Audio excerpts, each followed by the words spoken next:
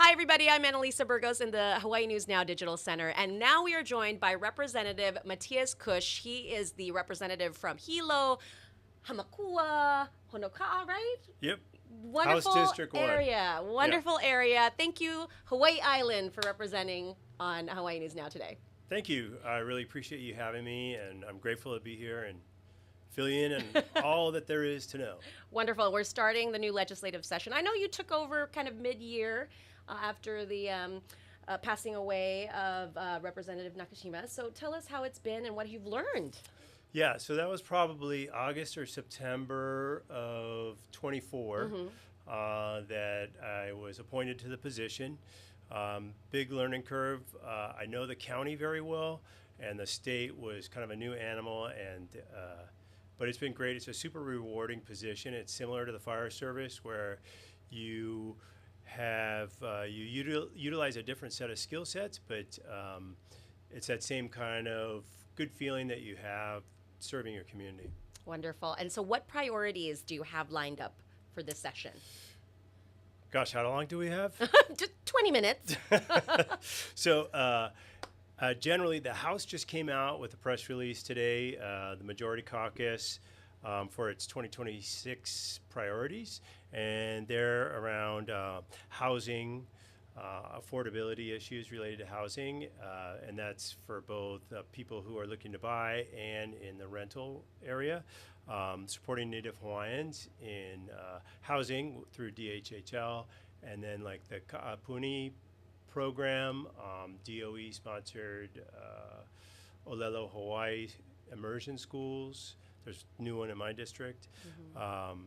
Maintaining, of course, social services, SNAP, Medicaid. The federal government has really pulled back in that area. There's like so much unknown. So I think the state is really trying to position itself to be responsive, because like we don't know. Like we're like covering this crazy running back at the federal level, and we're just trying to be adaptive as things come at us. So our commitment is really to those that are the neediest, and we'll be sure to be a backstop on that. Expanding workforce development and retention programs. And again, this is the Majority House platform. Enhancing tax revenue and targeting relief for low-income families, and diversifying and strengthening the economy. And just reading These those are off. all the wonderful buzzwords and phrases that we've heard over the years, What? Matthias. This is brand new. Yeah, that's why I was wondering, what is new, though? Like, we've talked about housing, we've talked about childcare, we've talked about these issues over and over. And what's worse this year is we don't have any money. Yeah. So Yeah. isn't it worse than previous years? Yeah, so I think Governor Green has kind of projected in his budget that we might be looking at slowing. So the historic tax cuts that they did in 2024 were a slow roll out, and that I think we might curtail some of that, especially for our higher income earners. And if you think about it, it's really fair. First of all, our lower income Alice families, they're struggling, and our high income people are getting a federal offset. The current administration's tax bill really favors higher income earners. So we're trying to kind of offset that and add additional buffers to help affordability at the lower end of the spectrum. But to challenge you on that, Okay, because there's please. business owners, that might fall in that higher bracket, but they also have their own struggles with operating costs and labor costs and tariffs and labor and what about them? What about they need breaks too to help the economy now that we're kind of facing a mild recession here in Hawaii? Yeah, so comparatively, if you're choosing between food and medications or transportation versus someone who owns a corporation, there's a little bit of slide. I have some business background, and So I recognize the struggles there. A big part of my personal platform to folks is providing opportunity. In Hawaii, we've done a pretty poor job of diversifying away. We're pretty much still construction, military, tourism, right? The big three. What about in your district? Well, I'd love to support astronomy some more. I'm working with MK-SOA, the Mauna Kea Stewardship and Oversight Authority, and they're trying to balance that difficult piece between culture and science, right? And there's a lot of misinformation out there. There's a lot of generational, I mean, these are so complex and have their ties all the way back to 1893, the overthrow. So it's difficult, and that's like a community-based engagement process to kind of navigate that and find that sweet spot in the middle where place like on a Hawaii island, astronomy really is our anchor in the technology field, and it is like having JPL in Southern California, which spawned all kinds of other high-tech industries. SpaceX. That's a bad example. That's actually from the Bay Area, but anyway, yeah, and that's really what, I hope to provide that. The other big piece is like workforce training. So our community colleges are really stepping up. Hilo, Hilo is working to try to create credentials that are much more targeted so that you are workforce ready, so you don't have like a degree in economics, which is great, don't get me wrong, but that's not going to help you starting your career at Bank of Hawaii tomorrow. Specific skills, management skills, or in the science fields or wherever, nursing, healthcare is a big area of growth. And so all of those things, I always tell people there's no, the big and easy answers, they were a long time ago. We have 8 billion people on the planet. Our population is older. We have got to do more with less. And at the legislative level, we really have to think about the nuance of our laws and the regulatory environment that we built over time in good intentions. But like housing is a good example, right? All these rules like safety, safety, safety. Well, the trade-off to safety is now we have 1,000 people homeless in Hilo. And that's a trade-off, right? Yeah, That's but a is there trade-off. enough being done to get or incentivize development, right? I mean, you often hear about... I don't think you have to incentivize, people... You ask developers... Well, what they're asking for is regulatory relief. And part of that, so I see a lot of bills. We're just starting to get, today was the first day pre-filing, so people can start getting their bills, get co-signers, and then they can get an actual bill number assigned to theirs. So it'll be HB 123, for example. But I've been seeing a lot and co-signing on to a lot of these bills that look to streamline our permitting process. My fellow legislator, Big Island legislator Gregor Iligan, shout out, is chairing that speed task force. And yeah, especially on Hawaii Island, that is a big problem, right? Especially with just how long it's taking homeowners to be able to upgrade and do... We're actually the best in the state. Is it? Oh, see, I had heard nightmare stories. That is old Hawaii news, Island. my friend. That is old 2 years ago. That's why you are here sharing the story of Hawaii Island. No. I've built a lot of houses, and I can tell you it went from being pretty easy to really hard. What about the infrastructure, like the sewers and the water? That is my thing, and it's really tough. They're very expensive, but people are looking at a lot of technologies to help try and put more to expand wastewater.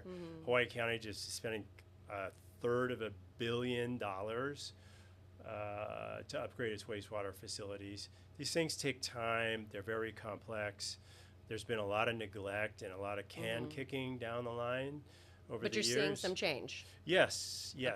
And I think these things will start, they already are seeing some proceeds from, the attention that everything has gotten on there. I think in my district, and I'm willing to bet here in Honolulu. I lived here in the late 80s and 90s, so, I have a kind of before and after feel. Okay. And I'm sure it's so different. yeah. I used to manage Ryan's Grill. Oh, wow. So That's way back. yeah. And the biggest issue is like homelessness, right? It scares a lot of our local residents in Hilo. Even in Hāmākua, there's a big problem. They were lighting a lot of fires that we were having up there. And you would think in a rural area like that, where are they coming from? But they're there. And Hilo downtown has got a big issue with that. It scares business away, tourism, all the things. And I'm kind of the position, and I have a district survey out. Are they underway now, or are you getting What's the that? results yet, the survey? When I do community meetings, I hand out a QR code, and people can just take the picture and later fill it out or do it at the community meetings if I'm boring them, whatever they may do. What are they hearing? What are they telling you? So one of them is like how homelessness is really on top of mind. And I think we have tried, as a fireman, I serviced the homeless community for about 10 years. And there's a certain amount of people in the homeless community who just know how to navigate the system. And it's become a way of life.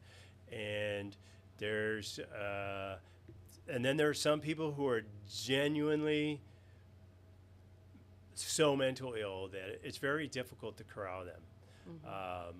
But there's a lot of people, I feel like if we had a little stronger stance towards them, that we would see some of that population. Again, everything is in nuance nowadays. There's no blanket, like we're going to get everybody off the streets tomorrow. Right? Is there any bills or legislation to address that particular issue? Well, I think the governor's push for a Kaūmana, which really brings together that community. I've been to on-site visits to those. I think it's a good start. The county of Hawaii has the old Hilo hospital property, which is like 22 acres, and they hope to put in like 360 support, 360 degree support, mental health, medical help, short-term emergency shelter, stuff like that, and then have some more medium-term shelter needs there as well before they can get the services to get them into long-term homes and rentals. I hear all of this, but then I think again, money. Oh my God! Like yeah. where is this money going to come from, or has it already been budgeted, or Well, how are we the paying? governor's Kaūmana okay. program already has a dedicated funding stream Okay. for multiple years. I know the county of Hawaii was was in the news. They were struggling with funding all these nonprofits and asking, like, the homeless are increasing. Yeah. I know one nonprofit that didn't get funding anymore was a program that got people who had just come here, had been sent here or came here with hopes of dreams of living in a little grass shack or something and drinking coconuts, and quickly found that's not the reality, and gets them on because $1,500, $1,000 for a plane ride back to the mainland is like a crazy return on investment compared to social services and an investment in EMS and ER visits and all the things. So I think those are some of the tools out there. And again, I don't have any legislation personally in that field, but I know, like my fellow legislator, District 2, Sue Keohokapuliloi, she's on Health and Human Services, and I know they're looking really clearly at that. They're trying to patch the federal pukas, and they're trying to address some of these homeless issues they're just so complex. Humans are really complex. Yeah. You thought it was hard to control cats. No, so much harder, so much more nuanced. But I saw that you were also vice chair over at the Agriculture and Food Systems. Is there something that we can look forward to coming out of that industry, or what's the focus? Great food from here. Well, we talk about promoting our local products, I feel, all the time. But what is actually new and big? Is there something? So I think there's a lot of different things coming at it. Okay. So last year we passed the biosecurity and made the Department of Ag into the Department of Ag and Biosecurity. Okay. So that's a big Those piece. darn coconut rhinoceros CRB, beetles. Yeah. QLB, LFA, we got The all frogs. we got all of them. And then there's all kinds of threats to people who have cattle. Oh, ag two-line crimes. no, but like Oh, okay. two-line spittle bugs, Okay. and I mean it just goes on and on and on. So that's going to take a little while to get all those staffing in place, and basically we're trying to circle the wagons at our borders to stop incoming pests and plants that hurt agriculture. I know I have a coffee farm. I'm switching Oh, over where's your coffee farm? in Kona. Okay, great. Yeah, and It's good that you guys can label 100% Kona now. yes, That was yes, that was a big fight for many yeah, years. Yeah, and we just did Mac last nuts. year. We did Mac nuts, and we also did Hāmākua tea. Oh, but that was a little bit controversial, right? Because some of the producers kind of need to blend it, Yeah, right? and it turned out that it was okay. Okay, all right. It was a I didn't know what misinterpretation. happened then. Okay. I'm not an attorney, but I Okay. play one on TV. But it's good. It's Yeah, good so for we're the all good. producers. Yes, Okay, we're all all right. good. We worked That's through all that that. matters. Okay. Yeah, that was able to be overcome. Okay. But we're looking at other bills like on Hawaii Island in my district we have Okole Hau through Olabru.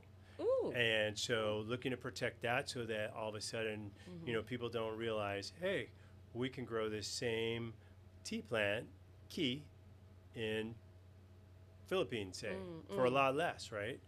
And not control standards as much, but call it the same thing. So those are the kind of steps we can take in agriculture.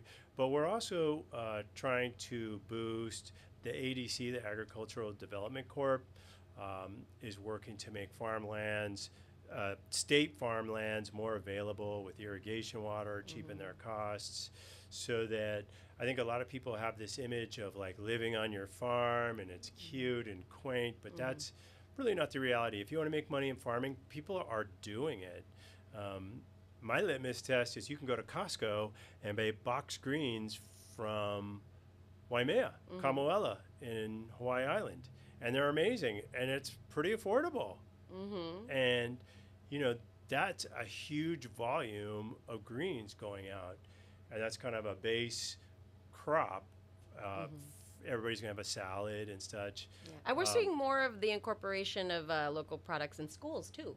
Yes. Yeah, which I think it makes sense. And to me, I didn't understand why we didn't do more of it, but that's like a stream that's like, dedicated.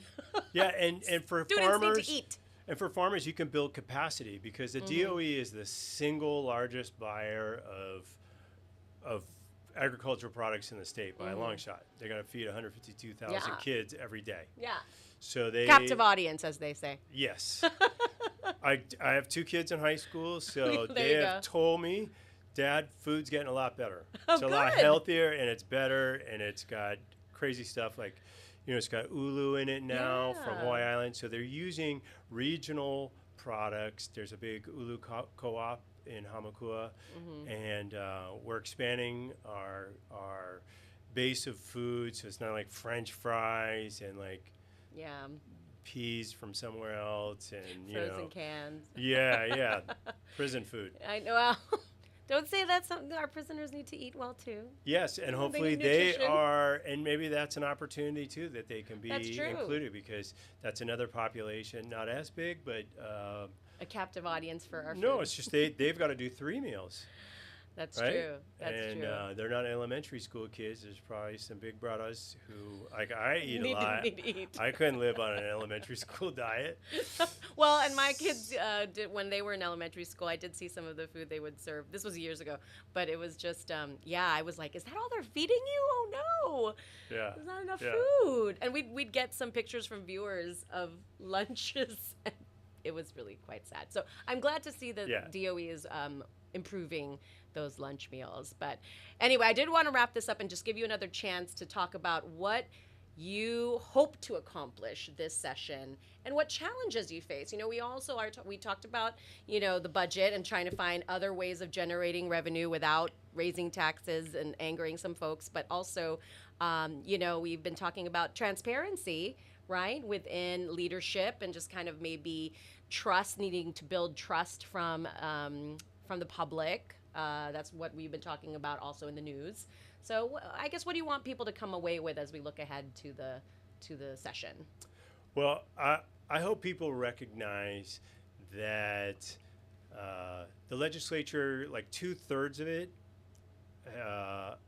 started in 2024. So only 1/3 of the legislative body is prior to 2024 on the House side. So like a lot of this stuff is old news. And I know a rep is introducing a bill to extend the statute of limitations on this investigation to allow the federal prosecutors to play it out. Speaker Nakamura is very transparent. She is really a fair leader. We have lots of robust input on our caucuses over House rules. We just had one today, and we vote on things. So it's very democratic. This perception that kind of comes out sometimes that there's all this backdoor dealings, and I've heard like these good government people talking about people with pillowcase to cash. Oh my God, I don't know what reality, like it's a different universe. Yeah, that is not the case, I'm a retired firefighter, battalion chief, and I build houses on the side. I have businesses, so I have some economic security, and I look around at there's like really good people at the legislature, young people who are so articulate, so passionate about their community, and they're scraping by. You got to have a house in your district, and then Honolulu is super cheap to rent here, and you got to scratch by on this 74. That was sarcasm. That was sarcastic. In case you didn't get that, that was sarcasm. Okay. Yeah, and so there are these, there's really good people at the legislature, and we're very open, and I feel like a lot of that is hyperbole and looking back to a different era, a different time. Okay, so now we have to look forward through a new lens. So, we'll be watching closely. Yes. I in my 60 years, I've transformed many different ways, right? I am not the same guy I was at 22, and wiser. The same. Less hair. So, yeah, and more hair at 22, that's for sure. No, I meant now. Yeah. But, same with the legislature. Organizations evolve. And the legislature, I really feel lucky in that way that I've stumbled into this period where there's like increased transparency, democracy. There's a real emphasis on that and openness. You can go and talk to the speaker. It's not a closed door deal. Like anybody can call the speaker, a House member, and go meet with her. Mm-hmm. She's very open. So a new era. It is. All it right. is. It's great. Well, we will see how it plays out, and we will watch closely, and then we'll come back after the session, and we can go through what I actually went through. Representative Kusch, thank you so much joining us from Hilo and Hawaii Island. Thank you for all the work you're doing for the folks out there. Thank you. I'm grateful for this time with you. It was a lot of fun. All right. I'm Annalisa Burgos for Hawaii News Now. We'll see you next time.